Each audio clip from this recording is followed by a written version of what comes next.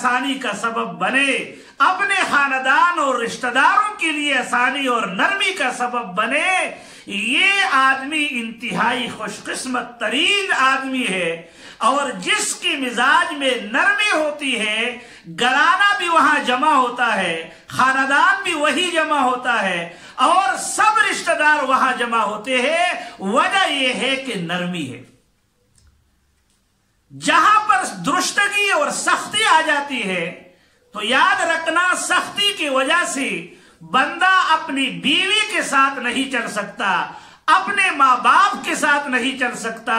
اپنے بہن بھائیوں کے ساتھ نہیں چل سکتا، اپنے سگے رشتہ داروں کے ساتھ نہیں چل سکتا، کیونکہ مزاج میں سختی انسان کو متنفر کر دیتی ہے۔ طبیعت میں تنفر اور نفرت پیدا ہو جاتا ہے کہ یار میں ان کے پاس جاتا ہوں، آگے سے 10 باتیں ایسی سنا دیتا ہے کہ اپنے جانے پر شرمندہ ہو جاتا ہوں، لہذا اس وجہ سے میں ان کے پاس نہیں جاتا۔ اگرچہ یہ بڑا اچھا آدمی ہوگا لیکن مزاج ان کا بڑا شدید سخت مزاج ہے، لہذا میں ان کے پاس نہیں۔ اللہ کی شان، حضور صلی اللہ علیہ وسلم کے پاس فاطمہ بنت قیس رضی اللہ تعالیٰ عنہ، یہ صحابیہ ہے، ان کو شوہر نے طلاق دی۔ حضور صلی اللہ علیہ وسلم نے ارشاد فرمایا کہ جب آپ کی عدت پوری ہو جائے تو مجھ سے مشورہ کرنا، میں تمہیں بتاؤں گا کہاں رشتہ کرنا ہے، کیونکہ یہ تو مزاج ہی نہیں تھا جیسے کہ آج کل ہمارے معاشرے میں کہ شوہر فوت ہو گیا یا شوہر نے طلاق دی تو اب ساری زندگی وہ لڑکی گھر پہ رہتی ہے اور وہی بوڑھی ہو جاتی ہے، نہ ان کا کہیں رشتہ ہوتا ہے، نہ رشتہ ملتا ہے، نہ رشتہ کیا جاتا ہے، اور اکثر بچیاں فحاشی اور بے حیائی میں مبتلا ہو جاتی ہے۔ یہ تو ہمارے معاشرے کا مزاج ہے، ورنہ صحابہ کے اندر ایسا کبھی بھی نہیں ہوا کہ ایک جو ہے نا کسی کا شوہر فوت ہوا ہے اور عدت پوری ہو چکی ہو اور وہاں پر کوئی رشتہ نہ کڑا ہو، اور طلاق ملی ہو، اور طلاق مل جانے کے بعد جو ہے عدت پوری ہوئی ہو اور کوئی رشتے کے لیے نہ آیا ہو۔ وجہ یہ ہے کہ ایک تو شادیوں میں یہ تکلفات بھی نہیں تھی جو آج کل ہمارے شادی بیاہ میں اور ہمارے گھرانوں کے اندر جو تکلفات ہے، ان تکلفات کا صحابہ کے زمانے میں بالکل مزاج ہی نہیں تھا۔ آپ علیہ السلام نے یہ مزاج نہیں بنایا۔ حضرت عاتقہ رضی اللہ تعالیٰ عنہ، کئی شوہر فوت ہو گئے اور کئی تقریباً کوئی 5-6 افراد فوت ہوئے ہیں، ایک کے بعد ایک سے نکاح ہوا وہ شہید ہوئے، پھر دوسرے سے نکاح ہوا وہ شہید ہوئے، پھر تیسرے سے نکاح، یعنی اس زمانے میں یہ عیب ہی نہیں شمار ہوتا تھا کہ جی بس اب تو نکاحوں سے بس کر دو، آپ کے تو جو ہے نا 5 نکاح ہو گئے اور 5 اللہ کو پیارے ہو گئے تو اب نکاح کرنا ہی چھوڑ دو۔ نہیں، یہ مزاج ہی نہیں تھا۔ اس لیے صحابہ کے ماحول میں زنا کا تصور نہیں تھا، بے حیائی اور بدکاری کا تصور ہی نہیں تھا۔ تو لہذا حضور صلی اللہ علیہ وسلم نے ارشاد فرمایا، فاطمہ جب آپ کی عدت پوری ہو جائے تو عدت پوری ہو جانے کے بعد مجھ سے مشورہ کرنا۔ تو عدت پوری ہونے کے بعد یہ آئی اور عرض کرنے لگی، یا رسول اللہ، حضرت معاویہ رضی اللہ تعالیٰ عنہ ان کی طرف سے بھی نکاح کا پیغام ہے، اور حضرت ابو جہم رضی اللہ تعالیٰ عنہ کی طرف سے بھی نکاح کا پیغام ہے، میں کیا کروں؟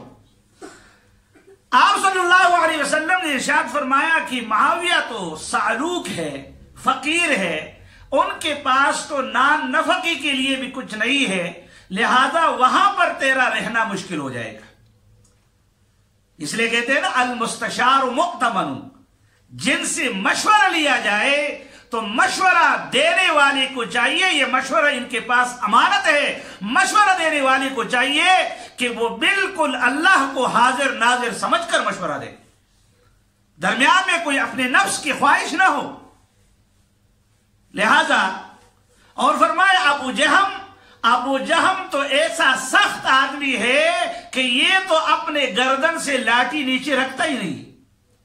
ہر وقت ان کے کندھے کے اوپر لاٹھی ہوتی ہے، مطلب یہ ہے کہ بڑا سخت مزاج آدمی ہے، بیوی کو مارتا رہتا ہے، وہاں بھی تیرا گزارا نہیں چلے گا، لہذا میری رائے یہ ہے کہ تم اسامہ سے نکاح کر لو۔ اسامہ رنگ کے ذرا کالے تھے، یہ رنگ کی سرخ و سفید اور خوبصورت تھی، تو ان کو شروع میں ذرا عجیب لگا کہ اسامہ کے ساتھ میرا نکاح ہو، لیکن فرمایا میں نے اللہ کے رسول کی بات مانی، ان کے مشورے پر عمل کیا۔ ایک زمانہ ایسا آیا کہ ہماری جوڑی عورتوں میں ہماری جوڑی پر رش کیا جانے لگا،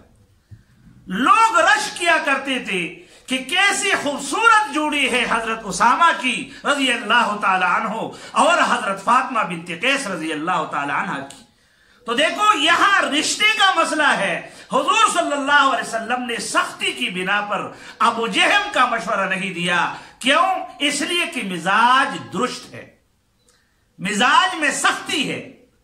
تو یاد رکھو، سختی کے ساتھ ملک تو کیا چلانا، اور سختی کے ساتھ اپنی مسجد کے نظام کو کیا چلانا، سختی کے ساتھ تو اگر ایک بیوی ہو اور ایک شوہر ہو، بچے بھی درمیان میں نہ ہو تو تب بھی نہیں چل سکتی۔ سختی اس قدر خطرناک چیز ہے، نظام کو برباد کر دیتی ہے۔ لہذا جو ہے حضور صلی اللہ علیہ وسلم نے ارشاد فرمایا، یسروا ولا تعسروا وبشروا ولا تنفروا، لوگوں کو خوشخبریاں سناؤ اور لوگوں کو متنفر مت کرو۔ اور ایک روایت میں آپ علیہ الصلوۃ والسلام نے ارشاد فرمایا، ان اللہ رفیق یحب الرفق، اللہ خود رفیق ہے، اللہ نرمی پسند ہے، نرمی کرنے والے ہیں، یحب الرفق، اور رفق اور نرمی کو پسند کرتا ہے، وَيُعْطِي عَلَى الرِّفْقِ مَا لَا يُعْطِي عَلَى الْعُنْفِ، اور فرمایا نرمی پر وہ کچھ دیتا ہے جو درستگی اور سختی پر نہیں دیتا۔ سمجھ گئے؟ نرمی اس قدر عجیب چیز ہے کہ سب کچھ فرمایا وَمَا لَا يُعْطِي عَلَى مَا سِوَاهُ،